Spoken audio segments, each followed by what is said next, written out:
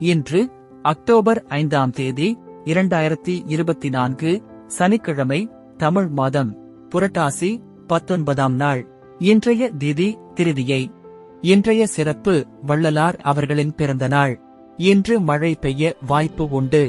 இன்றைய மருத்துவ குறிப்பு: துளசி விதை, அரச விதை அரைத்து காய வைத்து சாப்பிட கணச்சூடு தீரும். இன்றைய நல்ல நேரம் காலை 7:45 முதல் 8:45 வரை. மாலை 4:45 முதல் 5:45 வரை. கவுரி நல்ல நேரம் காலை 10:45 முதல் 11:45 வரை. இரவு 9:30 முதல் 10:30 வரை. ராகு காலம் காலை 9 முதல் 10:30 வரை.